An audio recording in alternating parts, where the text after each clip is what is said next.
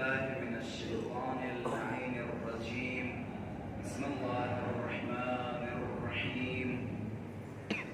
الحمد لله رب العالمين، والحمد لله الذي نور قلوبنا بمحبة علوية، والحمد لله الذي جعلنا من المتمسكين بولاية المرتضوية، والحمد لله الذي فرض مودته على العربية والعجمية، وعلى مبلغ رسالاته الإلهية سيدنا ومولانا أبي القاسم مصطفى.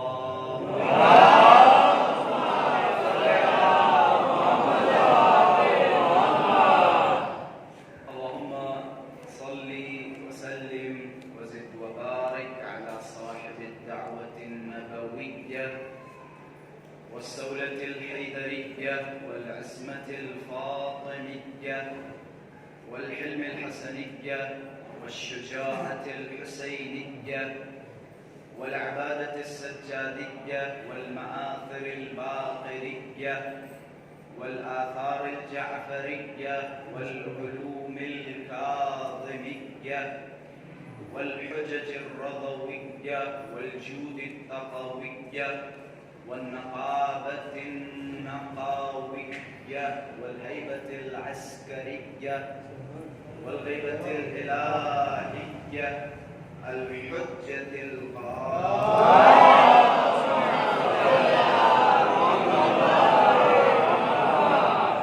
اللهم عجل لوليك الفرج والعافية والنصر واجعلنا من أعوانه وأنصاره. أما بعد فقد قال الله تبارك وتعالى في محكم كتابه ومتقن خطابه. بسم الله الرحمن الرحيم. قل هو الله أحد الله الصمد لم يلد ولم يولد ولم يكن له كفوا أحد.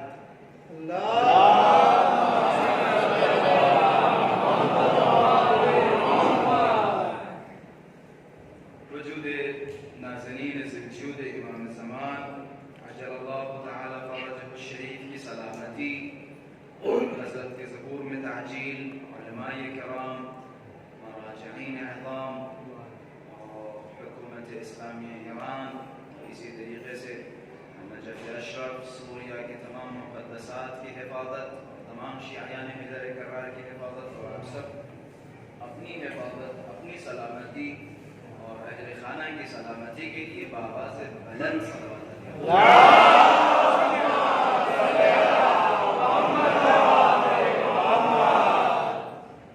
خیر، ہمارے پاس اتنا زیادہ وقت نہیں ہے کہ میں تمام مقدمات بیان کروں پھر اپنے موضوع کی طرف آؤں. یقیناً مجھے احساس ہے آپ حضرات کی تھکاوٹ کا، اگر تھکے نہیں بھی ہوں گے تبھی بھوکے ضرور ہوں گے، کیونکہ مجھے بھوک لگ رہی ہے. مجھے احساس ہے آپ حضرات کی بھوک کا. ایک صلوات پڑھیں.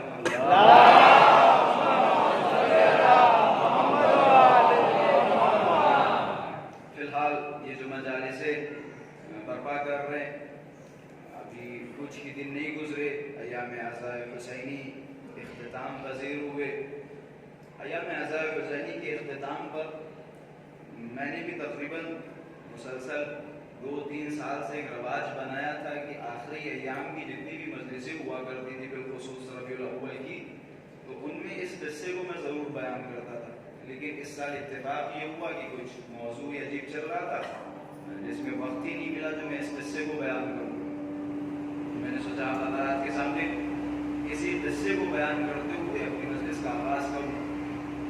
علامہ مینی صاحب کا ایک رواج تھا، میں نے یہ باتیں مختلف علماء سے سنی. ہمارے مشہد مقدس کی بڑے مشہور معروف استاد محترم شیخ حامد رضا معاونیہ یہ فرماتے ہیں کہ میں نے براہ راست علامہ مینی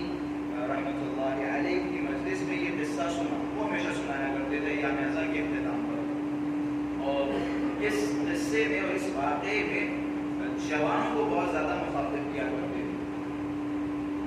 فرماتے ہیں کہ جب بھی ایام عزا حسینی اختتام پہ ہوا کرتے تھے تو جوانوں کو جمع کرتے تھے اور جوانوں سے کہتے تھے جوانوں دیکھو ایک کبوتر باز جب بھی بازار میں جاتا ہے کبوتر خرید کے لاتا ہے اپنے گھر پہ رکھتا ہے تو کبوتر باز یا تو کبوتر کے پروں کو کاٹ دیتا ہے یا پھر ان پروں کو باندھ دیتا ہے. باندھنے کے بعد یا کاٹنے کے بعد کبوتر باز اپنے کبوتر کو دانہ دیتا ہے, پانی دیتا ہے کہ جو ضروریات جو بھی غذا اس کی ہوتی ہے اس تک پہنچاتا ہے.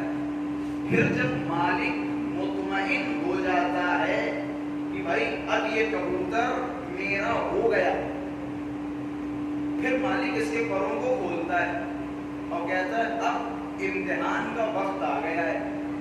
کبوتر کے پروں کو کھولتا ہے اور کھولنے کے بعد چھت سے اڑا دیتا ہے.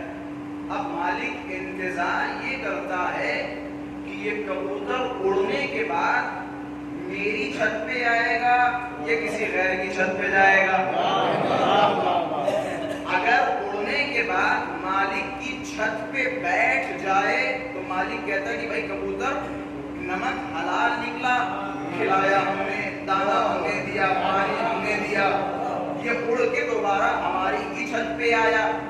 لیکن جب مالک اس کے پروں کو کھولے اور یہ آسمانوں کی طرف اڑنے لگے لیکن مالک کی چھت پہ نہ آئے, کسی غیر کی چھت پہ چلا جائے, تو مالک کہتے دیکھو بھیا کبوتر نمک حرام نکلا, بھائی کھلایا ہم نے, پلایا ہم نے, بیٹھ کسی غیر کی چھت پہ رہا ہے. کہتے ٹھیک اسی طرح جیسے ہی ماہ محرم کا چاند نمدار ہوتا ہے امام حسین کبوتروں کی طرح ایک ایک چاہنے والے کو خریدتے ہیں اور اپنے دسترخوان پہ لے کے آتے ہیں, معنوی غذائیں دیتے ہیں, اپنے دسترخوان سے فیضیاب کرتے ہیں. اب جب ایام عزا حسینی اختتام پہ ہوتے ہیں حسین ہمارے پروں کو کھول دیتے ہیں. اب انتظار یہ کرتے ہیں کہ پلٹ کے ہمارے دروازے پہ آؤ گے یا کسی غیر کے دروازے پہ آؤ گے.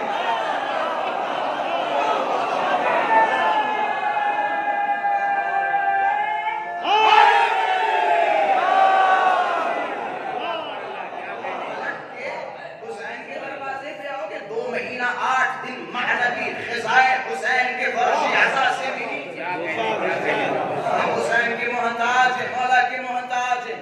مولا نے ہمیں کھانا دیا, پانی دیا, معنویات سے نوازا. اب ہمارے امتحان کا وقت ہے. جس طرح سے ایام عزا حسینی میں بالخصوص جوان حضرات میں دیکھتا ہوں بعض جوانوں کو, میں ان جوانوں کی بات کر رہا ہوں جو دین سے بہت دور ہیں. تو وہ جوان ماشاءاللہ سے جو دین سے نزدیک ہیں وہ پورا سال مسجدوں میں نظر آتے ہیں, فرش عزا پہ نظر آتے ہیں, ان کی بات نہیں کر رہا ہوں. لیکن بعض ہمارے اسی معاشرے میں چھوٹا سا طبقہ ہے جو دینیات سے اور دینداریوں سے دور ہے. میں ان جوانوں کی بات کر رہا ہوں. وہ افراد جو دینداریوں سے دور ہیں انہیں بھی میں بالخصوص میں خود اپنا ذاتی نظریہ بیان کر رہا ہوں. ماشاءاللہ سے آپ حضرات بھی میری ان باتوں کی تعریف فرمائیں گے. میں بہت سارے ایسے جوانوں کو جانتا ہوں جو پورے سال ان کا شمار لات و عزا میں ہوتا ہے, وہ 5 لوگوں میں ہوتا ہے, لیکن وہ بھی ایام عزا حسینی میں حد اقل ایک اسٹیپ امام حسین کی طرف پڑھا کے, ایک اسٹیپ دینداری کی طرف پڑھا کے. میں بعض افراد کو میری نظر میں ایسے بھی ہے میرے خیال سے جو کافی دنوں تک ناپاک رہتے ہیں, میں زیادہ تفصیل میں نہیں جاؤں گا, لیکن وہ بھی ایام عزا حسینی میں حد اقل پاک رہتے ہیں. تو میں ان جوانوں کی بات کر رہا ہوں جس طرح سے ایام عزا حسینی میں آپ نے چھوٹی چھوٹی سی چیزوں کا خیال رکھا, چھوٹی چھوٹی سی عبادتیں انجام دی اور چھوٹے چھوٹے سے اعمال انجام دیے. اب امام حسین کو آپ سے توقع ہے, امام حسین اب ہمارے منتظر ہیں کہ ایام عزا کے بعد تم کسی غیر کے دروازے پہ چلے جاؤ گے یا امام حسین کے دروازے پر آؤ گے. ایام عزا دیکھیں یقیناً ایام عزا حسینی کا ایک اختتام ہے, سوگ اٹھتا ہے. یہ ظاہراً سوگ اٹھ رہا ہے لیکن حقیقت میں سوگ نہیں اٹھ رہا ہے. یہ سوگ اگر ایک اعتبار سے کہیں کہ ہم سوگ اٹھ رہا ہے, خوب سوگ اٹھ رہا ہے, لیکن مجلسیں نہیں اٹھ رہی ہیں. مجلسیں ہمیشہ ہوتی رہیں گی. یہ محبان اہل بیت کے طریقے ہیں. امام حسین پہ رونے کے کبھی اظہار ثواب کی غرض سے ہم امام حسین پہ رو لیتے ہیں, یہ ہمارے طریقے ہیں. ہم کسی نہ کسی طریقے سے امام حسین کو پرسہ دے لیتے اور امام حسین کے لیے مجلسیں برپا کر لیتے. خلاصہ کلام میں اپنے موضوع کی طرف آ رہا ہوں, بس بس دو چار جملے ایام عصا کے ختم ہونے کے بعد یہ نہ سوچے کہ سب کچھ ختم ہو گیا، نہیں ابدا، ہم جس راستے پہ ایام عصا حسینی میں تھے اسی راستے پہ اب بھی قائم و دائم ہے، ثابت قدم ہے، ہم اسی راستے پہ، ہمارا کوئی دوسرا راستہ نہیں ہے، ہمارے پاس کوئی دوسرا دروازہ نہیں ہے۔ خدا کی قسم علی و آل علی سے بہتر کوئی دروازہ دکھایا جائے تو میں اس دروازے کی پیروی کروں گا۔ اہل بیت کے سوا کوئی دروازہ ہی نہیں ہے، اہل بیت کے سوا کوئی در ہی نہیں ہے، اہل بیت کے سوا کوئی دروازہ نہیں ہے، اہل بیت واحد ایک راستہ ہے جو نجات کی طرف لے کے جاتا ہے، ہم اس راستے سے متمسک رہیں۔ اور فی الحال دور ایک ایسے امام کا ہے جو پردہ غیب میں ہے، ظاہری طور سے ہم ملاقات نہیں کر سکتے، ہم دیدار نہیں کر سکتے، ہم دیکھ نہیں سکتے ہمارے گناہوں کی وجہ سے۔ ہمارا اس دور کا سب سے بڑا فریضہ اپنے زمانے کے امام سے متمسک رہیں، اپنے زمانے کے امام کو ہر مجلس میں یاد کیا جائے، یہ ہمارا فریضہ ہے۔ اما یار سمپل سی بات ہے، بڑی چھوٹی بات ہے، یقین جانے میری نظر میں بڑی چھوٹی بات ہے، بڑی سمپل بات ہے۔ ہم فی الحال کس دور میں زندگی بسر کر رہے ہیں؟ بے شک تمام اہل بیت تو ذکر و تذکرہ ضروری ہے، لیکن فی الحال ہم کس امام کے دور میں زندگی بسر کر رہے ہیں؟ بچے سے بھی پوچھے، بچہ بھی پتا ہے کہ امام زمانہ کے دور میں زندگی بسر کرتے ہیں۔ کہتے ہیں ہر قوم کو اس کے امام کے ساتھ منشور کیا جائے گا۔ ہمیں کس کے ساتھ منشور کیا جائے گا؟ اپنے زمانے کے امام کے ساتھ۔ کیا ہمارا فریضہ نہیں ہے کہ ہم امام زمان کے حوالے سے حد اقل ان کے ایک حقیقی منتظر بنے؟ یہ جو انتظار کی صورتیں آتی ہیں، انتظار امام زمان، دعائے امام زمان، انتظار تب تک محقق نہیں ہوگا جب تک ہمارے اندر معرفت نہ ہو۔ اچھا معرفت کی بھی کافی قسمیں ہیں۔ معرفت ایک ہوتا ہے فقط و فقط کسی انسان کو پہچاننا، یہ معرفت۔ لیکن یہاں جو معرفت کی باتیں کی جاتی، معرفت کا مطلب صرف پہچاننا نہیں ہے۔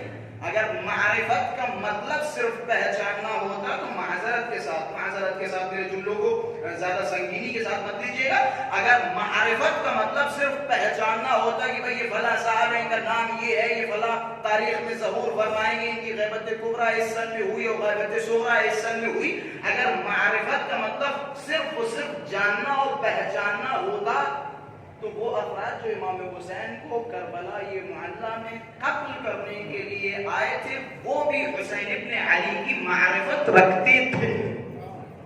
جانتے تھے یا نہیں جانتے تھے کہ بھائی یہ امام حسین ابن علی ہیں، یہ رسول کے نواسے، سب کچھ جانتے تھے۔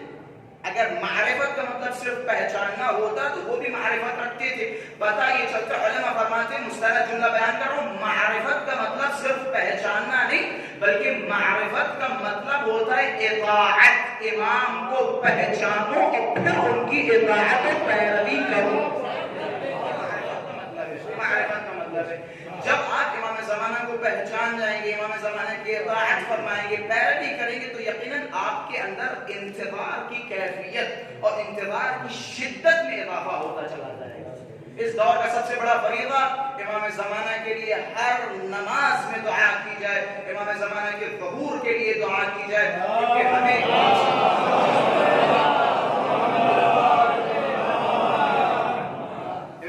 کیونکہ سب سے پہلے امام زمانہ کے وجود پہ میں دو چار الفاظ اور بیان کرتا چلوں، کیونکہ میں نے امام زمانہ کا تذکرہ کیا تو میں اس بحث کو ادھورا نہیں چھوڑنا چاہتا۔ امام زمانہ کے وجود کے حوالے سے ہمارا اور آپ کا فریضہ ڈسکس کریں، ہم جانیں امام زمانہ کا وجود ہمارے درمیان کس طرح کا ہے۔ اس دور میں میں تھوڑی سی دقیق بحث کرنے جا رہا ہوں۔ اس دور میں امام زمانہ کے وجود کے حوالے سے تین طرح کے نظریات موجود ہیں۔ ایک وہ جو امام زمانہ کے وجود کے قائل ہیں کہ امام زمانہ کا وجود ہے، ٹھیک ہے، ایک یہ۔ دوسرا جو امام زمانہ کے وجود کے منکر ہیں کہ امام زمانہ کا کوئی وجود نہیں ہے، یا بعض افراد کہتے ہیں کہ امام زمانہ پیدا ہوتے ہی اس دنیا سے چلے گئے، یا کوئی کہتے ہیں کہ پیدا ہی نہیں ہوئے، کوئی وجود ہی نہیں، یہ دو ہو گئے۔ تیسرا نظریہ بڑا دقیق ہے، اس نظریے میں خدا نہ کرے ہم میں سے بھی بعض افراد پھنس چکے ہوں۔ ایک امام زمانہ کا وجود ہے، دوسرا امام زمانہ کا وجود نہیں ہے۔ تیسرا نظریہ، بعض افراد ہمارے معاشرے میں ہیں جو امام زمانہ کے وجود کے قائل ہیں لیکن ان کے اثر کے قائل نہیں ہیں۔ اور فرما رہے ہیں وجود کے قائل ہیں لیکن اثر کے قائل نہیں ہے، گویا وہ تعطیل کے قائل ہے۔ مثال کے طور پہ امام زمانہ تو غائب ہیں، امام زمانہ تو ہے ہی نہیں، یہ کیسے الفاظ ہیں آپ کے؟ امام زمانہ کا پورا اثر ہے ہماری زندگی میں، پورا اثر ہے امام زمانہ کا ہماری زندگی میں۔ مولا نے فرمایا کہ جب سے خداوند متعال نے اس زمین کا فرش بچھایا، اس زمین کو اپنی حجت سے خالی نہیں رکھا، یا حجت ظاہر یا حجت باطن، ظاہر مشہور اور غائب مستور، یہ چھٹے امام سے حدیث ہے کہ جب سے خدا نے آدم کو خلق کیا، اس زمین کا فرش بچھایا، اس زمین کو اپنی حجت سے خالی نہیں رکھا، یا حجت خدا ظاہر ہے مشہور ہے یا غائب ہے پوشیدہ ہے۔ اچھا جب حجت خدا ظاہر ہے مشہور ہے، لوگ جان رہے، مثال کے طور پہ امیر المؤمنین کے زمانے میں جب بھی مسائل درپیش آتے تھے تو لوگ کیا کرتے تھے؟ دوڑتے ہوئے امیر المؤمنین کی خدمت میں جاتے تھے، مولا کی خدمت میں مسئلہ پیش کرتے تھے، مسئلے کا حل لیتے تھے۔ بات میری پہنچ رہی ہے نا؟ اچھا اس دور میں جب حجت خدا غائب ہے، مستور ہے، پوشیدہ ہے، کیا اس دور میں ہم اپنے امام زمان سے فائدہ نہیں اٹھا رہے؟ نہیں اٹھا رہے؟ اچھا یہ جب حدیث امام نے بیان کی تو جو سائل امام کے سامنے کھڑا تھا، جو راوی امام سے یہ حدیث نقل کر رہا تھا، بڑا ہوشیار تھا۔ اس نے پلٹ کے امام کی خدمت میں سوال کیا کہ مولا ذرا یہ بتائیں، آپ فرما رہے ہیں یا تو حجت خدا ظاہر و مشہور ہوگی یا غائب و مستور ہوگی، پوشیدہ ہوگی، لیکن جب حجت خدا غائب یا مستور ہوگی فَكَيْفَ يَنْتَفِعُونَ النَّاسِ بِالْحُجَّةِ الْغَائِبِ الْمَسْحُورِ، کہ جب ظاہر و آشکار ہوگی تو ظاہر سی بات ہے لوگ دوڑتے ہوئے مولا کی خدمت میں جائیں گے، قدم بوسی کریں گے، ہاتھ چومیں گے اور مولا سے کہیں گے مولا ہمیں اس چیز کی ضرورت ہے۔ لیکن جب حجت خدا غائب ہوگی، پوشیدہ ہوگی، تو لوگ استفادہ کیسے کریں گے؟ بھائی میری باتیں پہنچ رہی نا؟ لوگ استفادہ کیسے کریں گے؟ یہ آج کا بہت اہم سوال ہے اور اس کا جواب بھی بڑا اہم ہوگا۔ ہم ایک ایسے دور میں زندگی بسر کر رہے ہیں کہ جہاں حجت خدا غائب و مستور ہے، کہ لوگ کیسے استفادہ کریں گے؟ اب دیکھیں امام کا جواب دیکھیں، بڑا دقیق۔ حضرت نے فرمایا کہ کما ينتفعون الناس بالشمس اذا سطرها السحاب، کہ جب حجت خدا غائب ہوگی، مستور ہوگی، پوشیدہ ہوگی، تو اس زمانے کے لوگ اپنے امام زمانہ سے ٹھیک اسی طرح استفادہ کریں گے جس طرح لوگ سورج سے استفادہ کرتے ہیں جب سورج کے سامنے بادل سورج کو گھیر لے۔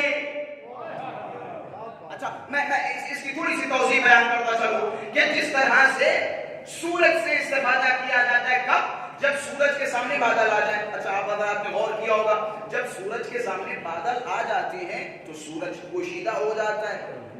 اب یہاں سوال یہ پیدا ہوگا کہ بھائی آخر چھٹے امام نے امام زمانہ کی مثال سورج کے مانند کیوں دی؟ اس میں کچھ وجوہات ہیں۔ پہلی وجہ یہ ہے کہ جب سورج، میں بتا رہا ہوں امام زمانہ کے وجود سے غیبت کبریٰ میں کیسے استفادہ کیا جائے گا، امام زمانہ کا اثر کس طرح کا ہمارے درمیان ہے۔ پہلی وجہ یہ ہے کہ جب سورج غائب ہوتا ہے، سورج کے سامنے بادل آ جاتے ہیں، سوال یہ ہے کہ جب بادل آ جاتے ہیں تو کیا سورج اپنی روشنی ہم تک نہیں پہنچاتا؟ جب سورج کے سامنے بادل آ جائے تو کیا سورج اپنی روشنی نہیں پہنچاتا؟ مثال کے طور پہ ابھی کڑکتی ہوئی چمک ہے، لیکن جب اس کے سامنے بادل آ جائے گا تب بھی ہمیں اتنی ضیاء پہنچائے گا یہ سورج کی زمین پہ گری ہوئی سوئی ہم ڈھونڈ سکتے ہیں، اتنی ضیاء پہنچائے گا۔ بھائی غور کریں امام نے کیا فرمایا کہ امام زمانہ سے اسی طرح آپ استفادہ کریں گے زمانہ غیبت میں جس طرح سورج سے استفادہ کرتے ہیں جب سورج کے سامنے بادل آ جائیں، سورج کے سامنے بادل آ جائے۔ اچھا ایک علت تو یہ ہوئی کہ سورج اگرچہ بادل اسے گھیر لے لیکن اپنی روشنی، اپنی ضیاء ہم تک پہنچاتا ہے۔ ایک اور علت میرے ذہن میں آ رہی ہے جب سورج غائب ہوتا ہے، سورج کے سامنے بادل آ جاتا ہے، تو ہر وہ انسان کہ جس کی آنکھیں سلامت ہو، جو بینا ہو، جو چیزوں کو دیکھ سکتا ہو، جو سورج کی روشنی کو دیکھ سکتا ہو، محسوس کر سکتا ہو، وہ سورج کے نکلنے کا انتظار کرے گا. وہ سورج کے نکلنے کا انتظار کرے گا. وہ بچوں کو باہر بھیجے گا، ہمیں دیکھو سورج نکلا یا نہیں نکلا. لیکن وہ انسان جو اندھا ہو، جس کے پاس بینائی کی صلاحیت نہ ہو، جس کے پاس آنکھیں نہ ہو، وہ تو یہی کہے گا بھائی سورج ہو نہ ہو ہمارے لیے برابر، چاہے اندھیرا ہو چاہے اجالا ہو ہمارے لیے برابر. اب سمجھ میں یہ آتا ہے کہ امام زمانہ کی تشبیہ سورج سے اس لیے دی گئی، گویا امام بتانا چاہتے ہیں کہ جب امام زمانہ غیبت فرمائیں گے تو امام زمانہ کی غیبت میں امام زمانہ کا انتظار وہی کرے گا جس کا دل زندہ ہو اور جس کا دل مر چکا ہو. اس کے لیے امام ہو نہ ہو برابر، اس کے لیے امام کا ہونا نہ ہونا برابر ہے. امام زمانہ کا انتظار وہ کرے گا جس کا دل زندہ ہو، جس کا ایمان زندہ ہو، جس کے پاس پاک و پاکیزہ ایمان ہو، وہ امام زمانہ کا انتظار کرے گا. ہر کوئی امام زمانہ کا انتظار نہیں کرے گا. میں نے یہ جملہ بیان کیا تھا کہ انتظار تب ہوتا ہے جب دل میں معرفت و محبت ہو. جب تک معرفت نہیں تب تک انتظار ممکن نہیں ہے. ہمارا سب سے بڑا فریضہ ہم امام زمانہ کی معرفت حاصل کریں. ہمیں نہیں پتا، اچھا یہ بھی بعض اوقات ہوتا ہے، ہمیں یہی نہیں پتا کہ ہم کس امام کا انتظار کر رہے ہیں. پتہ ہے امام زمانہ کی فضیلتوں کے حوالے سے اگر آپ جائیں تو عجیب و غریب فضائل و کمالات ہیں امام زمانہ کی. آپ نے کیا المکارم اٹھائے تو شروع کے 2-3 صفحات دیکھیں. ہر امام کی خواہش ہے امام زمانہ کا وجود، ہر امام کی خواہش ہے. مجھے نہیں پتا اس جملے کو کس طرح سے آپ سنیں گے. ایک امام، ہمارا چھٹا امام جو امام زمانہ کے اس دنیا میں آنے سے پہلے خواہش کر رہا ہے. کیا خواہش کر رہا ہے؟ خواہش یہ، ہمیں نہیں پتا ہم کس امام کے دور میں، کس مولا کے دور میں. چھوٹے امام کی خواہش ہے، کیا فرمان ہے؟ لو ادرکتہ لخدمتہ ایام حیاتی. یہ چھوٹے امام کی فرمائش ہے، میں بڑی آسانی سے بیان کر رہا ہوں. چھوٹے امام فرما رہے ہیں اگر میں انہیں درک کرتا، ان کے زمانے میں ہوتا تو اپنی زندگی کے کچھ لمحات ان کی خدمت میں گزارتا. یہ امام زمان، یہ امام زمان کہتے ہیں امام زمانہ کے پیدا ہونے سے پہلے. سہیل سیرافی کہتے ہیں کہ میں ایک دن چھٹے امام کے گھر میں داخل ہوا تو میں نے دیکھا کہ چھٹے امام اپنے زانوں پہ ہاتھ مار کے رو رہے. اور سہیل سیرافی جو حالت بیان کر رہے ہیں، میں اس حالت کو پتہ نہیں کس طرح سے بیان کروں، بس ایک جملہ بیان کر دوں گا کافی. سہیل سیرافی کہتے ہیں کہ جب میں پہنچا تو میں نے دیکھا امام صادق رو رہے ہیں. امام کی حالت یہ ہے کہ جیسے کوئی ماں اپنا بچہ کھو دے اور اس بچے کے فراق میں بیٹھ کے گریا کرے. ابھی امام زمان دنیا میں نہیں ہے. کیا فرما رہے ہیں؟ سیدی غیبتک نفد رقابی وضیعت علی مہادی. چھوٹے امام کے جملے ہیں. میرے سید السردار، آپ کی غیبت نے ہماری نیندیں اڑا دی، ہمارے دلوں کو تنگ کر دیا ہے آپ کی غیبت نے. ابھی امام زمان دنیا میں نہیں آئے، کیا آپ کی غیبت نے. یہ جو دعائیں ندبہ پڑھتے ہیں کس سے ہے؟ کس سے دعائیں ندبہ؟ یہ دیکھیں یہ ولولے کہاں سے آئے؟ یہ شدت انتظار، اصل انتظار کرنے والے تو ہمارے اہل بیت تھے امام زمانہ کا. کس طرح کے منتظر ہیں آپ دیکھیں. دعائیں ندبہ کے جملات پڑھیں. کہاں ہے وہ جو امام حسین کے قتل کا بدلہ لے گا؟ انتظار کر رہے ہیں امام زمانہ کا. تو خلاصے کلام، میرا پتہ نہیں میرا موضوع کچھ اور تھا لیکن بات کہاں سے کہاں چلی گئی. امام زمانہ کا انتظار ہمارا سب سے بڑا فریضہ ہے، سب سے بڑا فریضہ ہے، سب سے بڑا، اس میں کوئی دو رائے نہیں. امام زمانہ کا انتظار، امام زمانہ کی معرفت، امام زمانہ سے لو لگانا، امام زمانہ سے متمسک ہونا. ہم پہ جو بھی پریشانی آئے, جو بھی پریشانی, جو بھی مشکل آئے, ہمارا سب سے بڑا فریضہ یہ ہے کہ ہم سب سے پہلے امام زمانہ کے دروازے پہ جائیں. سب سے پہلے امام زمانہ کے دروازے پہ جائیں. آگے دیکھتے ہیں آپ معاشرے میں مثال کے طور پہ فلاں صاحب کہہ رہے ہیں ہمارے یار کل ایسا ہوا, ہماری اتنی بڑی مشکل حل ہو گئی, یہ فلاں کام ہمارا ہو گیا, فلاں صاحب نے ہمارا کام کر دیا. یہ جو فلاں صاحب اور فلاں صاحب نے دیے اور فلاں صاحب نے حل کیا, اس فلاں صاحب کو ہٹا کے کبھی غور کیجئے تو آپ کے ذہن میں صرف امام زمانہ کا تصور آئے گا. یقین جانے ہماری زندگی میں جتنی آسانیاں آتی ہیں وہ امام کے وجود سے آتی.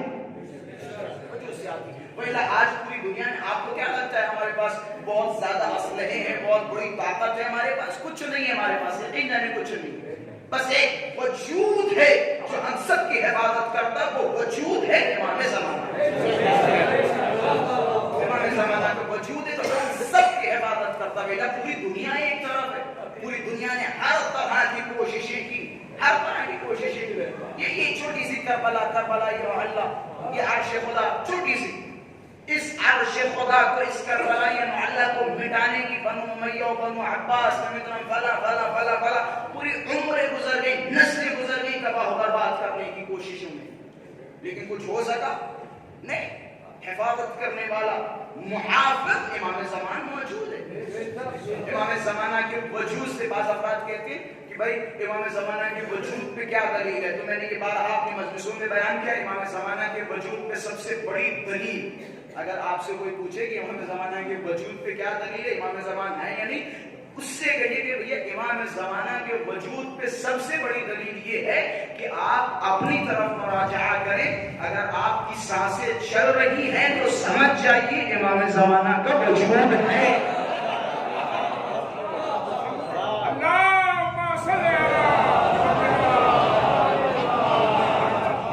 یہ مستند باتیں میں کر رہا ہوں, آپ اصول کافی میں جائیں. معصومین علیہ السلام نے فرمایا, کئی روایتیں, سینکڑوں کی تعداد میں روایتیں اس موضوع پہ موجود ہیں, جس کا خلاصہ ایک روایت میں بیان کرتا چلوں. حضرت فرماتے لولا الحج لصاحت الارض باہلها, اگر اس زمین پر حجت خدا نہ ہو تو یہ زمین اپنے اہل کے ساتھ پھنس جائے گی. کیا اس زمین پہ ہم اور آپ نہیں رہے تھے؟ نہیں رہے تھے. بس دلیل یہ ہے, اگر ہم اور آپ سلامت ہیں, ہم اور آپ نہیں دھس رہے, ہم اور آپ زندہ باقی ہیں, تو سمجھ جائیے امام زمانہ کا وجود ہے. امام زمانہ کا وجود. ایک صلوات پڑھیں محمد.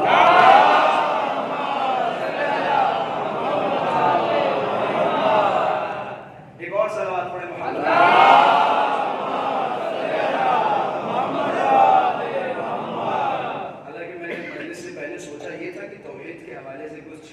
جملات آپ حضرات کی خدمت میں بیان کروں, اور میں نے سورہ مبارکہ یہ توحید کی تلاوت بھی کی تھی. سورہ مبارکہ توحید ماشاءاللہ سے ہر مومن کو حفظ ہے. بعض روایتوں میں موجود ہے کہ خداوند متعال ان نمازوں کو بہت ہی بلند و بالا کر دیتا ہے جن نمازوں میں سورہ اخلاص کی تلاوت موجود ہو.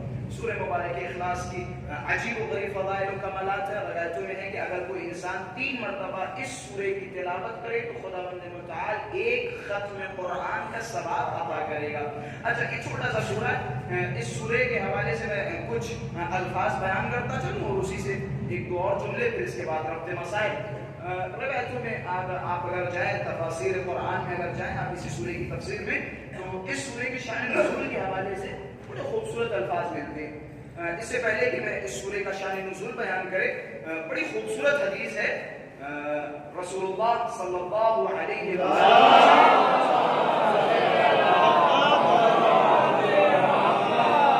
میں نے خود یہ اپنی آنکھوں سے اس روایت کو دیکھا. حضرت نے فرمایا سیکونون فی آخر الزمان اقوام متعمرون, کہ عنقریب آخر الزمان میں, آخری زمانے میں اقوامیں پیدا ہوں گی جو بہت ہی اہل تعمق ہوں گی, بہت ہی زیادہ گہرائیوں میں جانے والی ہوں گی, بہت ہی زیادہ گہرائیوں اور گہرائیوں میں کام کرنے والی اقوامیں پیدا ہوں گی.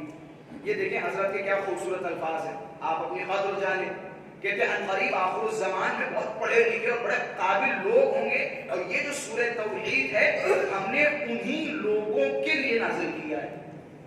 یہ سورہ توحید انہی لوگوں کے لیے نازل کیا. اس سورہ کو وہ لوگ بہترین طریقے سے سمجھیں گے.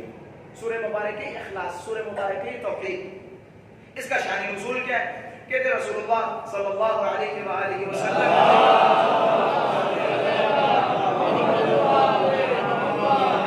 حضرت تشریف فرما تھے، تو کچھ افراد جو منکر خدا تھے وہ حضرت کی خدمت میں آئے اور آنے کے بعد سوال کیا کہ اما آپ کا خدا لکڑیوں کا ہے یا موم کا ہے یا پتھر کا ہے یا کس چیز کا ہے؟ اچھا یہ سوال کیوں کر رہے تھے؟ کیونکہ جتنے بھی پوچھنے والے آئے تھے ان کے ذہن میں خدا کا تصور صرف لکڑیوں تک محدود تھا، موم تک محدود تھا، پتھروں تک محدود تھا. بھائی جس کے خدا وہ کہا ہے تو کوئی کہے گا بھیا ہمارے خدا جو ہے پتھر کے تھے، کوئی کہے گا ہمارے خدا لکڑی کے تھے، کوئی کہے گا ہمارے خدا موم کے تھے. تو لہٰذا انہوں نے سوال کیا کہ یا رسول اللہ ذرا بتائیں کہ آپ کا خدا ان میں سے کس چیز کا بنا ہوا ہے؟ اگر آپ قدیمی سننیات کی کتابوں میں جائیں تو یہ ساری چیزیں آپ کو ملیں گی. خدا کے شجرے آپ نے سنے ہوں گے قدیمی سننیات کی، مثال کے طور پہ سننیات جو روم اٹھا کے دیکھیں، روم کے جتنے بھی خدا تھے یا ہندوستان کے جتنے بھی خدا ہیں ان کی اگر تاریخ اٹھا کے دیکھیں تو باقاعدہ ان کے شجرے موجود ہیں کہ فلاں دیوتا فلاں دیوی سے پیدا ہوا ہے. یا نہیں؟ ماشاء اللہ سے آپ حضرات سے بہتر کون سمجھ سکتا ہے ان باتوں کو. اسی طرح سے روم کے جتنے بھی خدا ہیں سننیات کی کتابوں میں جائیں تو ان کے شجرے موجود ہیں. اسی طریقے سے یہود ان کی خدمت میں آئے رسول اللہ کی، حالانکہ یہود خود ان تمام چیزوں کے منکر ہیں، لکڑیوں کے خدا کے منکر ہیں، پتھروں کے خدا کے منکر ہیں، ان تمام چیزوں کے منکر ہیں. لیکن اس کے باوجود رسول اللہ کی خدمت میں آ کے اور سوال کر رہے ہیں یا رسول اللہ ذرا مجھے اپنے خدا کا شجرہ نسب بتائیے. یہ دیکھیں یہ سورہ کب اور کیسے نازل ہوا. اما میں تو یہ کہوں گا بھیا یہود تم خود لکڑیوں کے خدا کے منکر ہو، موم کے خدا کے منکر ہو، پتھروں کے خدا کے منکر ہو، تم خود اہل توحید ہو. لیکن قصہ کیا ہے، سبب کیا ہے جو تم رسول اللہ کی خدمت میں آ کے یہ سوال کر رہے ہو کہ تمہارے خدا کا شجرہ کیا ہے؟ عجب ہی مفسرین قرآن فرماتے ہیں کہ یہ یہود سوال کرنے نہیں آئے تھے بلکہ نفس ٹٹولنے آئے تھے، پتہ یہ کرنے آئے تھے کہ ان کا خدا بھی ویسا ہے یا ان کا خدا ان تمام چیزوں سے جدا ہے. ان کا خدا کوئی پتھروں والا ہے، لکڑیوں والا ہے یا ان کا خدا جدا؟ یہ سوال کرنے آئے تھے، یہ نفس ٹٹولنے آئے تھے. پھر جب انہوں نے سوال کیا تو خدا بند متعال نے ایک سورے کے ذریعے سب کو جواب دے دیا. جو لکڑیوں سے تصور کر رہے تھے، جو موم کا تصور کر رہے تھے اور جو پتھروں کا تصور کر رہے تھے، سب کا جواب ایک سورے میں دیا. خطاب کیا اے رسول کہہ دو هو اللہ احد، وہ خدا ایک ہے. اللہ الصمد، وہ اللہ بے نیاز ہے.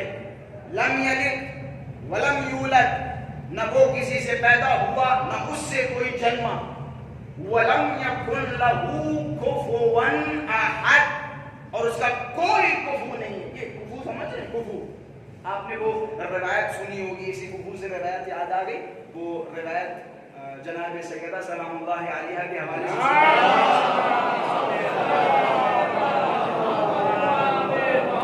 روایت ہے کہ لولا علی، اگر علی نہ ہوتے تو فاطمہ کا کوئی کفو نہ ہوتا، اگر علی نہ ہوتے تو فاطمہ کی ہمسری کے لائق کوئی نہ ہوتا. بڑی آسانی سے علامہ طالب جوہری صاحب کے بڑے خوبصورت جملات یاد آ گئے کہ جس طرح سے خدا اپنی توحید اور وحدانیت میں یکتا ہے، اسی طرح صدیقہ کبریٰ زوجیت میں اگر علی نہ ہوتے تو یکتا ہوتی. اگر علی نہ ہوتے تو یکتا ہوتی. یہ خلاصہ خداوند متعال نے ایک سورے میں جواب دیا کہ اللہ ایک ہے، صمد ہے، نہ وہ کسی سے پیدا ہوا نہ اس سے کوئی پیدا ہوا. وَلَمْ يَكُنْ لَهُ كُفُوًا أَحَدٌ، اس کا کوئی کفو نہیں ہے. بس یہ مختصر سی بحث. اب میں اسی کے حوالے سے 2-4 جملے اور بیان کرتا چلوں.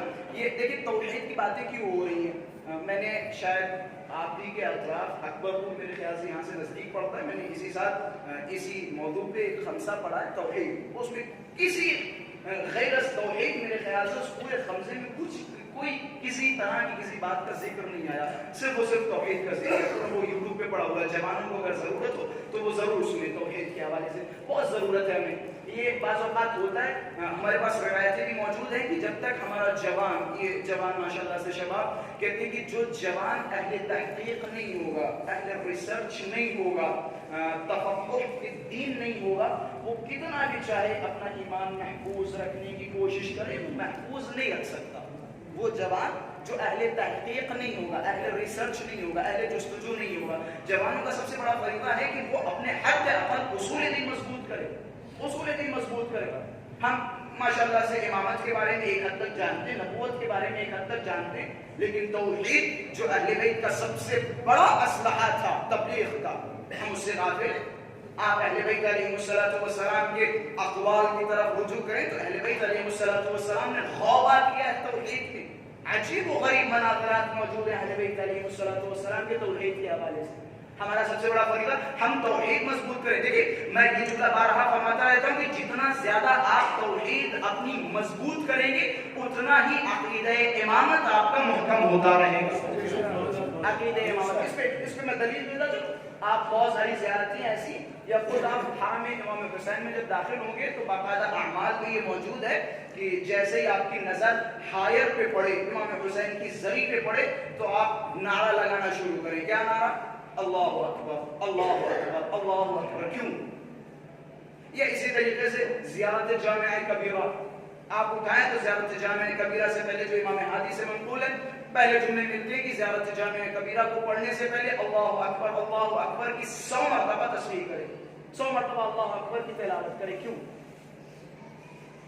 اس کی وجہ یہ ہے کہ جب آپ اہل بیت علیہ السلام سے ملاقات کرنے جائیں گے یا اہل بیت کی زیارتوں کی تلاوت کریں گے اور ان زیارتوں میں ایسے ایسے الفاظ آپ کو نظر آئیں گے، اہل بیت نے ان الفاظ کو پڑھنے سے پہلے آپ سے کہا کہ اپنے خدا کو بلند و بالا ثابت کرو، یہ کہو کہ ہمارا خدا سب سے بلند و بالا ہے، تاکہ اہل بیت کی جتنی بھی فضیلتیں ہیں آپ کے سامنے آئے تو آپ گمراہ نہ ہو، کیونکہ ہم پہلے ہی اعلان کر چکے ہیں علی سب کچھ ہے لیکن خدا سب سے بڑا ہے۔ اہل بیت سب کچھ ہے لیکن خدا سب سے بڑا ہے۔ یہی وجہ ہم اہل توحید ہیں، ہم توحید کا تذکرہ کرتے ہیں۔ یہ فرق ہے ہم میں اور غیروں میں۔ بعض افراد یہ سمجھتے ہیں کہ توحید کا مطلب یہ ہے کہ ہم اللہ اللہ کریں، یہی توحید نہیں ابدا۔ یہ توحید نہیں ہے، صرف اللہ اللہ اللہ کرنا توحید نہیں ہے۔ توحید صرف اللہ کو ماننا نہیں ہے بلکہ ان کو بھی ماننا ضروری ہے جنہیں اللہ نے منوایا۔ میں معذرت کے ساتھ ایک جملہ کہتا چلوں، اگر صرف اللہ اللہ کہنا آپ کی نظر میں کافی ہے تو معاف کیجیے گا، آپ اہل توحید نہیں ہیں بلکہ آپ کے اندر ابلیسیت ہے۔ آپ کے اندر نہیں پائی جاتی، ابلیسیت پائی جاتی۔ آپ دیکھیں ابلیس آپ روایتوں میں جائیں، خود قرآن مجید کی اگر آیتوں میں جائیں تو ظاہر و واضح آدم کے سجدے سے انکار ہے۔ خدا کہہ رہا بھائی آدم کے لیے سجدہ کرو، وہ اس طرف کہہ رہا نہیں، ہم تمہاری عبادت کریں گے، ہم سجدے کریں گے، ہم نمازیں پڑھیں گے، ہم روزے رکھیں گے، سب کچھ کریں گے، لیکن آدم کے لیے سجدہ نہیں کریں گے۔ اچھا یہاں سے ایک اور جملہ بیان کرتا چلوں، بعض افراد ہوتا ہے کہتے ہیں ہم قبلہ سب کچھ سب بیچارے کرتے ہیں، کتنی خوبصورت نمازیں، کتنی بہترین جو ہے وہ قرآن مجید کی تلاوتیں کرتے ہیں، کتنے لمبے لمبے حج کرتے ہیں، بس تھوڑا سا علی سے دور ہیں، چلے خدا معاف کر دے گا، خدا بخش دے گا، چلتا ہے۔ یہ بعض اوقات ہمارے ذہنوں میں بھی آتا ہے۔ نہج البلاغہ میں مولانا نے بڑے خوبصورت الفاظ کرتے ہیں، حضرت نے فرمایا فَاحْتَبِعُوا، کہ یہ جو شیطان ہے اس سے عبرت حاصل کرو، اس سے سیکھو۔ کہ مولا اس سے کیا سیکھے کہ شیطان خدا کا مخالف نہیں تھا، آدم کا مخالف تھا، آدم کا منکر تھا، آدم کے سجدے سے انکار تھا۔ وہی لوگ خدا کے لیے تو کہہ رہا تھا کہ ہم نمازیں پڑھیں گے، روزے رکھیں گے، سب کچھ، لیکن خدا کہہ رہا تھا نہیں، آدم کے لیے سجدہ کرو۔ کہ خدا نے کیا کیا، جب آدم کی مخالفت کی تو شیطان کو اپنی بارگاہ سے نکال دیا۔ پتہ یہ چلتا ہے کہ جو بھی اللہ کو مانے لیکن اللہ کے ولی کو نہ مانے یا اللہ کے ولی سے دشمنی کا اظہار کرے، اس کا حال وہی ہوگا جو شیطان کا ہوا، اس کا حال وہی ہوگا جو شیطان کا ہوا، جو اللہ کو مانے لیکن ان لوگوں کو نہ مانے جنہیں اللہ نے منوایا ہے۔ اللہ منوا رہا ہے، اللہ کہہ رہا ہے کہ بھائی ان سے محبت کرو، ہم ان سے محبت نہیں کر رہے ہیں، پھر کہہ رہے ہیں ہم اہل توحید ہیں، ہم نمیدن فلاں ہیں فلاں ہیں فلاں ہیں۔ توحید ہم سے بہتر کسی کی نہیں ہے، ہم سے بہتر کسی کی نہیں ہے۔ یہ بعض اوقات جو توحید پہ اشکال کرتے ہیں شیعوں کو، اگر آپ سوشل میڈیا پہ جائیں یا ہماری قدیمی کتابوں میں جائیں، میں زیادہ واضح نہیں کر رہا ہوں چیزوں کو، اگر پرانی کتابوں میں جائیں خود اہل تسنن برادران کی، تو آپ دیکھیں گے اسلام کے تمام فرقوں میں سب سے بدترین مشرک شیعوں کو بتایا گیا ہے۔ کیوں؟ وہ علی سے مانگتے ہیں، وہ علی کو ید اللہ کہتے ہیں، وہ علی کو وجہ اللہ کہتے ہیں، وہ علی کو عین اللہ کہتے ہیں، وہ یہ کرتے ہیں، وہ کرتے ہیں، یہ ساری باتوں کی وجہ سے، جبکہ یہ ساری چیزیں خود انہی کی کتابوں میں ثابت ہیں۔ ذرا ذرا سی چیزیں عین اللہ وجہ اللہ، یہ القاب پہ، کیونکہ میں القاب کے حوالے سے اس وجہ سے بیان کر رہا ہوں کیونکہ تھوڑے دن پہلے ایک مفصل، ایک بہت بڑے عالم دین نے، اہل سنت کے ہمارے برادران اہل سنت کے بہت بڑے عالم دین نے ان القاب پہ بڑی لمبی چوڑی گفتگو کی، بالخصوص ید اللہ عین اللہ وجہ اللہ پہ، کہ یہ بالکل شرک ہے، بالکل شرک ہے۔ یہی جب شرک کی بات آئی، میں زیادہ نہیں بیان کر رہا ہوں کیونکہ یقین جائے موضوع جب کم وقت ہوتا ہے تو من کرتا ہے یہ والا پڑھوں، یہ والا پڑھوں، یہ مکمل کروں، وہ مکمل کروں، تو کہیں کا نہیں رہ جاتا ہے انسان۔ تو خلاصہ بڑے خوبصورت الفاظ دو چار آپ حضرات کی خدمت میں بیان کرتا چلوں، اسی عین اللہ ید اللہ وجہ اللہ کے حوالے سے علامہ امینی صاحب کی بڑا خوبصورت قصہ، کیونکہ انہیں بھی کچھ افراد ان کی خدمت میں اور آنے کے بعد ان سے کہا کہ قبلہ آپ کے شیعہ بہت بڑے والے مشرک ہیں، کہ وہ کیسے، کہ وہ علی کو اللہ کا ہاتھ کہتے ہیں، اللہ کی نمیدن زبان کہتے ہیں، نمیدن اللہ کا چہرہ، نمیدن اللہ کا نوت، یہ سارے الفاظ علی کے بارے میں استعمال کرتے ہیں، وہ بہت بڑے والے مشرک۔ علامہ امینی صاحب نے فرمایا بھیا یہ عقیدہ تو ہمارا بھی ہے، کیا چاہت کر کہ ہمارا تو چھوڑے، یہ عقیدہ آپ کے خلیفہ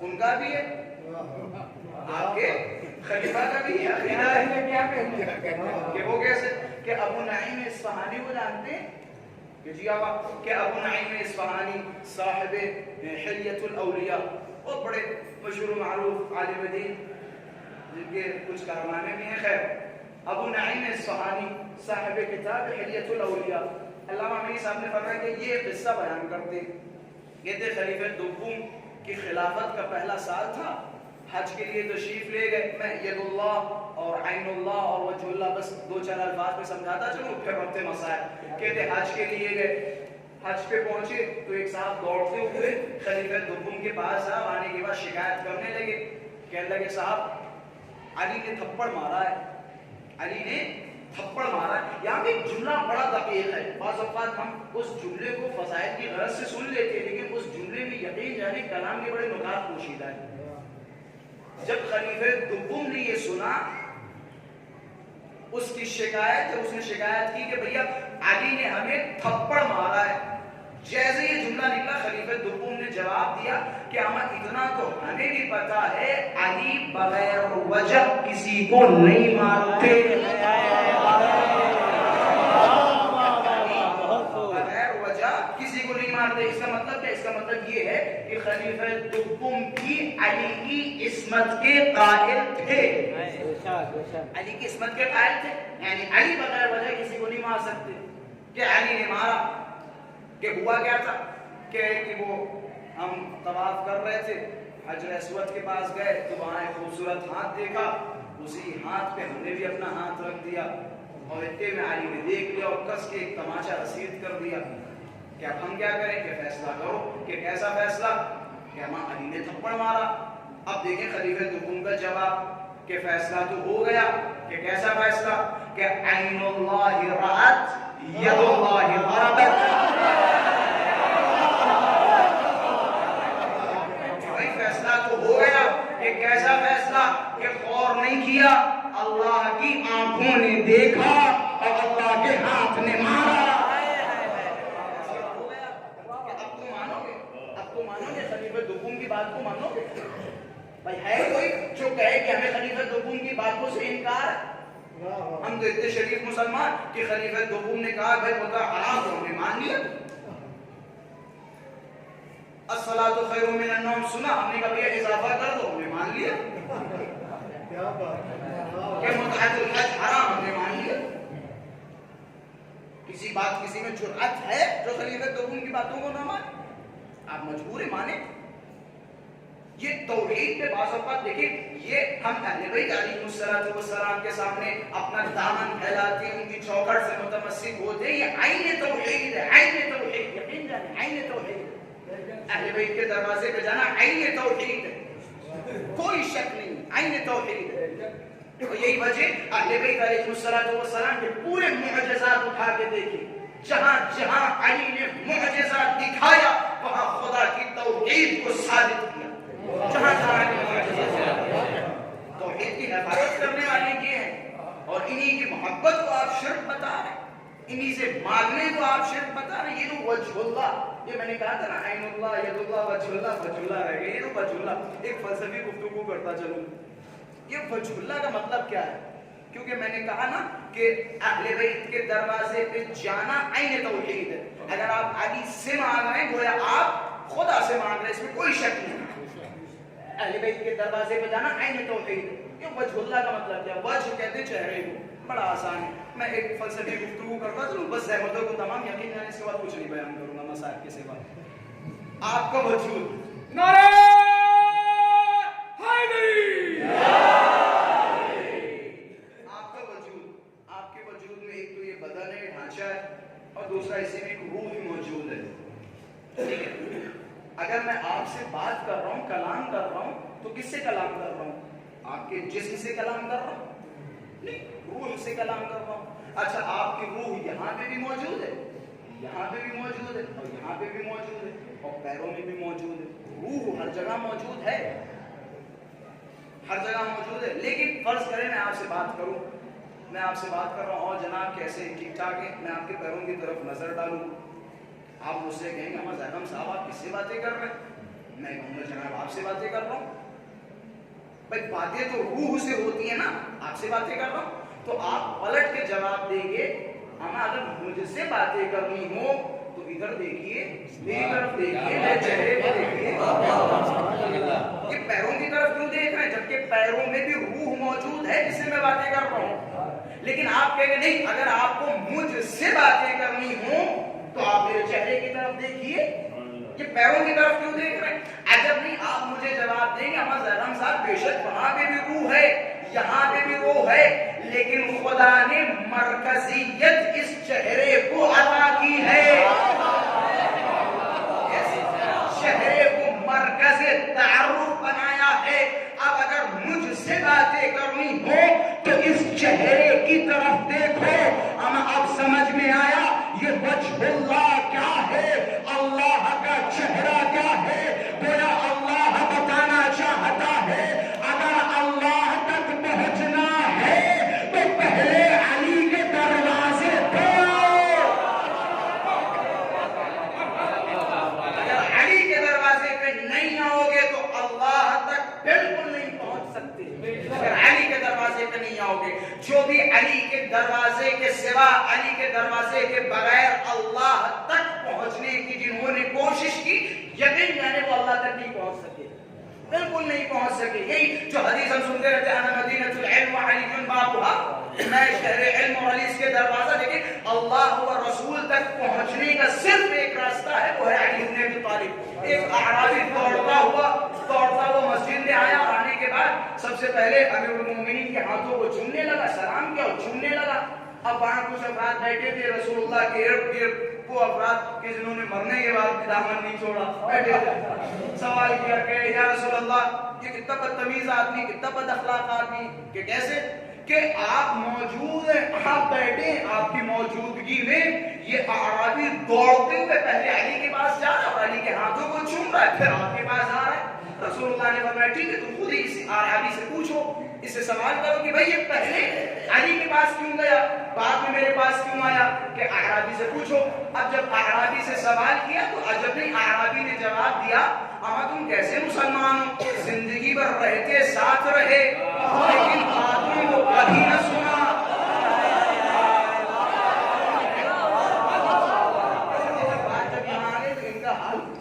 یہ میں دیکھ قرآن کی مستند باتیں بتا رہا ہوں. کچھ نام بھی مفسرین قرآن نے اپنی تفسیروں میں بیان کیے. کچھ ایسے آدمی تھے, کچھ نہیں بلکہ بہت بڑی تعداد ایسی تھی جو رسول اللہ مسجد میں جب خطبہ دیا کرتے تھے یا کوئی بیان دیا کرتے تھے یا قرآن کی آیتیں جو نازل ہوا کرتی تھی ان کے حوالے سے بیان کرتے تھے, رسول اللہ بیان کر کے ممبر سے نیچے آ جاتے تھے تو کچھ افراد مسجد کے باہر جا کے کھجلاتے ہوئے کہتے تھے ماذا قال آنفا, ہم یہ صاحب کہہ کیا رہے تھے, یہ صاحب کہہ کیا رہے تھے ایسے. اب جب اعرابی سے سوال کیا کہ اما تم پہلے علی کے پاس کیوں گئے, پہلے تو تمہیں رسول کے پاس آنا تھا. عجب نہیں, اعرابی نے جواب دیا کہ امر رہتے ہمیشہ ساتھ ہو لیکن غور نہیں کرتے. کہ کیسا غور کہ تم نے نہیں سنا رسول اللہ نے بارہا فرمایا میں شہر علم ہوں, علی اس کا دروازہ. اب اگر کسی کو علم چاہیے ہو تو وہ پہلے علی کے دروازے پہ آئے.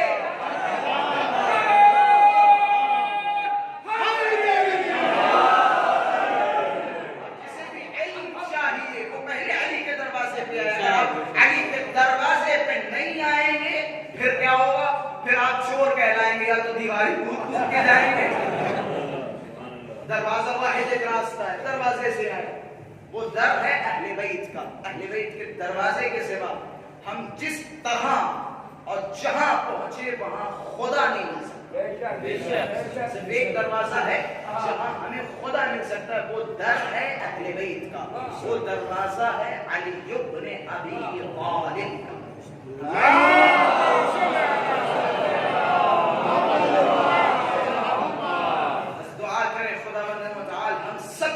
اہل بیت کے معنوی دربار سے اور اہل بیت کے معنوی دروازے سے متمسک و متصل رکھے. اہل بیت کے دروازے کے سوا یہ علامہ مینی کا بڑا خوبصورت جملہ کہ دنیا کے جتنے بیوقوف تھے, جتنے کم عقل تھے, جتنے جاہل تھے, جتنے بے سواد تھے, جتنے نادان تھے, ان سب نے علی کے دامن کو چھوڑ دیا اور دنیا کے جتنے عقل مند تھے انہوں نے علی کے دامن کو تھاما. ایسی عدالت, ایسی سخاوت, ایسا کرم, ایسی بخشش علی کے دروازے کے سوا کہیں ملنے والی نہیں. یہ جو علی کے سوا کسی غیر کو خلیفہ بنایا گیا اس کی ایک علت یہ تھی کہ علی سخی ہیں, علی کریم ہیں, لیکن اس کے ساتھ ساتھ علی کی عدالت بہت سخت ہے. بہت سارے افراد ایسے تھے جو اوباش مزاج تھے, عیاش مزاج تھے. اب انہوں نے سوچا اگر علی کو خلیفہ بنا دیا تو یہ عیاشیاں بریاشیاں کہاں کریں گے, ختم ہو جائیں گے. اب کسی ایسے کو خلیفہ بنو جو خود اوباش مزاج ہو, عیاش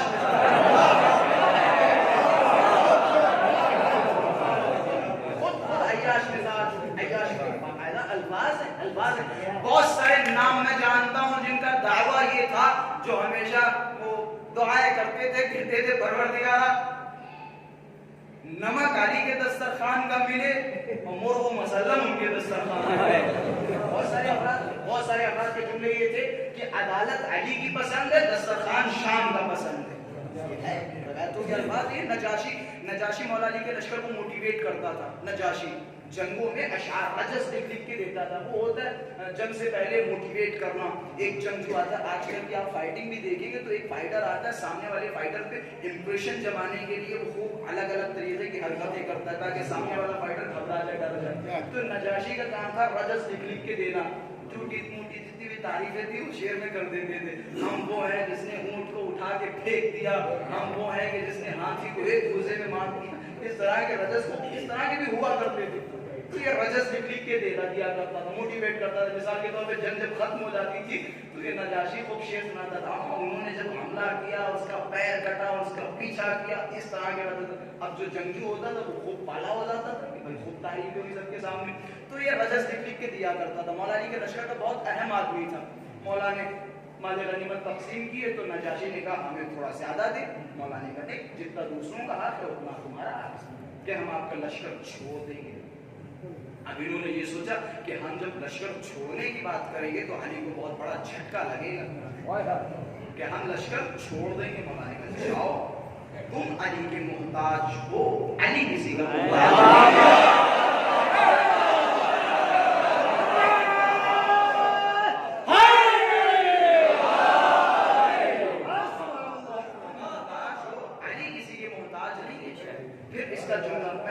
جملے کے لیے زحمت دے رہا تھا وہ جملہ.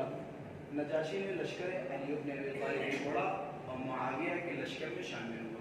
معاویہ سے ایک جملہ تھا کہ معاویہ, میں علی کی عدالت چھوڑ کر تیرے ظلم کے پرچم کے سائے میں آ گیا. میں علی کی عدالت چھوڑ, لوگوں کو پتا ہے علی سے بڑا کوئی عادل نہیں.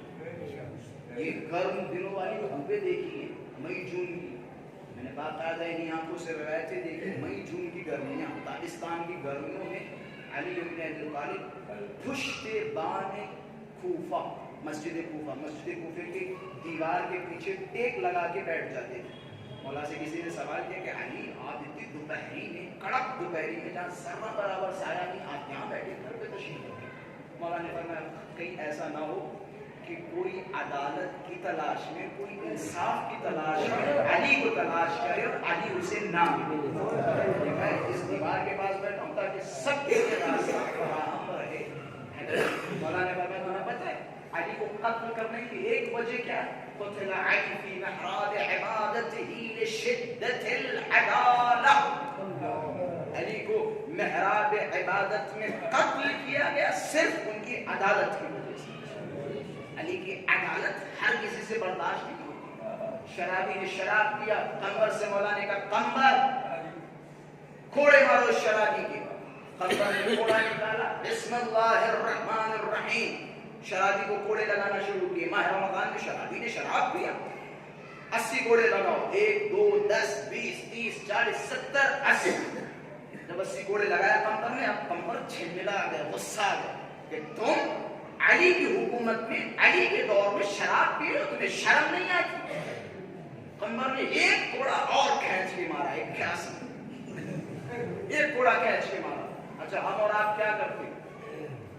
شرابی کی آنکھوں میں آنسو ہے, مولا کی بارگاہ میں آیا کہ یا علی, ہم نے تو آپ کی عدالت کے بڑے قصے سنے. اقواکم علی, رسول اللہ نے فرمایا تم میں سے بہترین قاضی علی ہے. کہ ہم نے تو بڑے قصے سنے کہ کیا ہوا کہ آپ کے غلام قمر نے ایک کوڑا زیادہ مارا. ہم اور آپ ہوتے کیا کرتے ہیں؟ قمر ہماری پارٹی کے آدمی ہے, ہمارے آدمی.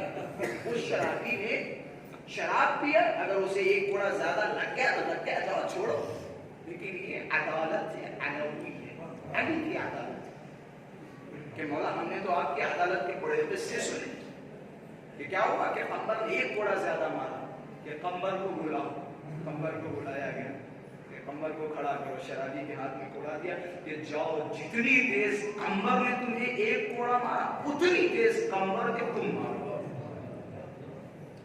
قمر نے کوڑا مارا. یہ شرابی روتا ہوا مولا کی بارگاہ میں آیا, قدموں میں گر گیا کہ علی جان, مجھے نہیں خبر تھی کہ دنیا میں عدالت کا ایسا بھی دروازہ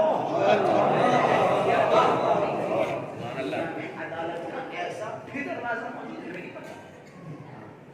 ہمیں عادل کی ضرورت ہے, اس معاشرے کو عادل کی ضرورت ہے. اگر آپ عدالت علوی چاہتے ہیں, اگر آپ عدالت حسینی چاہتے ہیں تو اپنے زمانے کے امام کے لیے دعا کریں. وہ واحد ایک راستہ ہے, واحد ایک ذریعہ ہے جو اس زمین کو عدل و انصاف سے بھر دے گا. کما ملئت ظلما و جورا, جس طرح سے یہ زمین ظلم و جور سے بھر چکی ہے. صرف ایک ذات. اگر آپ کو عدالت علوی چاہیے تو اپنے زمانے کے امام کے لیے دعا کریں, اپنے زمانے کے امام کے لیے دعا کریں. یہ بدترین معاشرہ کہ جسے اہل بیت کی عدالت پسند نہ آئی, اہل بیت کی عدالت راست نہ آئی. میں نے جملہ کہا تھا علی کو شدت عدالت کی وجہ سے قتل کیا. علی اتنے بڑے عادل جس نے پوری زندگی پرچم اسلام کو بلند کیا, آخرکار کیا ہوا؟ مسجد کوفہ میں, جس مسجد سے علی وحدانیت اور توحید خدا کے نعرے لگاتے تھے، مسلمانوں کو کیا ہو گیا، اس قوم کو کیا ہو گیا، اس ملت کو کیا ہو گیا؟ اسی علی کو اسی محراب میں شہید کیا، اسی محراب میں شہید کیا۔ یہ دیکھیں اہل بیت کے گھرانے کا صبر تھا، یتیم جانی صبر تھا۔ کبھی اللہ نے مسائل پہ بیان کیا، علی اصبر الصابرین، عجیب صبر کے معنی۔ مجھے اس سے پہلے والی مجلس کا صرف ایک جملہ یقین جانے میرے رونے کے لیے کافی ہے۔ مجھے نہیں پتا جب جناب سیدہ سلام اللہ علیہا پہ ظلم و جور ڈھائے گئے، علی نے کیسے برداشت کیا،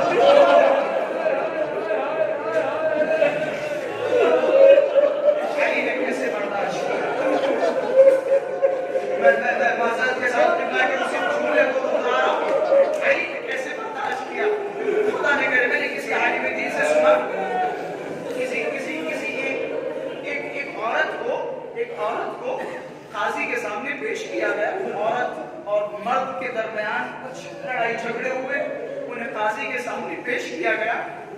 جب فیصلہ ہو گیا تو عورت کھڑی ہوئی اور اس نے شکایت کی کہ میرے شوہر نے مجھے مارا۔ قاضی نے فیصلہ کر دیا۔ فیصلے کے بعد عورت رونے لگی کہ قاضی ایک بات اور مجھے آپ کی خدمت میں عرض کرنی ہے کہ کیا کہ میرے شوہر سے کہتے اگر مجھے مارنا ہو تو مار لے، لیکن میرے بچوں کے سامنے مجھے تماچے نہ لگائے۔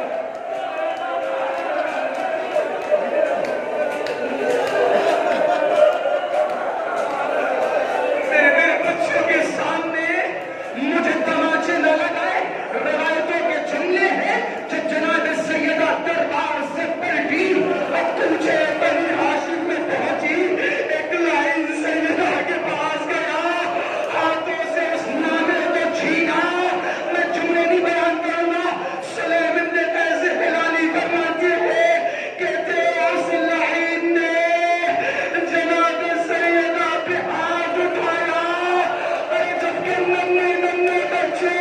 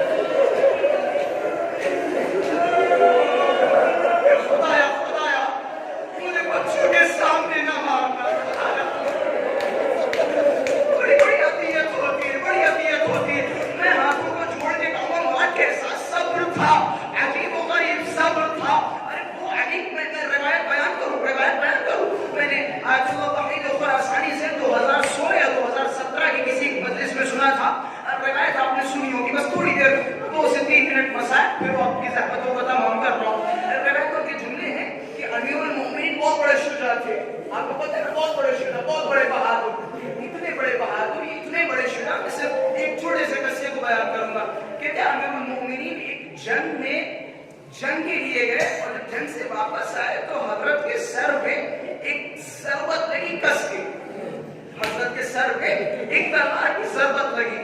اب جب تلوار کی ضربت لگی تو حضرت نے اس ضربت کو، اس زخم کو کپڑے سے باندھ لیا۔ روایتوں کے جملے ہیں کہ جب پوچھنے والوں نے علی سے سوال کیا کہ علی آپ کے سر پہ اتنا بڑا زخم ہے، آپ پریشان ہیں، آپ زمین پہ بیٹھ گئے، اتنا بڑا زخم پھر بھی آپ جنگ کر رہے ہیں۔ عجب نہیں، امیر المومنین نے جملہ فرمایا کہ کیا تم نے علی کی شجاعت کے قصے نہیں سنے؟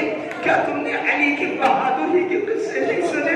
کیا تم نے علی کی جرأت کا مطالعہ نہیں کیا؟ کہ بولا کیا کہ تمہیں نہیں پتا علی اس زخم کا اس جیسے 50 زخموں کے ساتھ جنگ کر سکتا ہے؟ بس یہیں پہ ٹھہر جائیے۔ اب میں کہوں گا وہ علی جو اتنا بڑا شجاع، اتنا بڑا بہادر، اتنا بڑا جری، لیکن جب مسجد میں تکو تنہا کھڑا تھا، اچانک حسن حسین کو مسجد میں آتے ہوئے دیکھا۔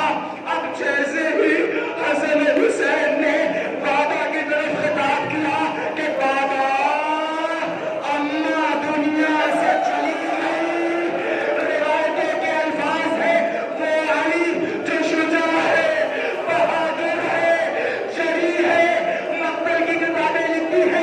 بس جیسے علی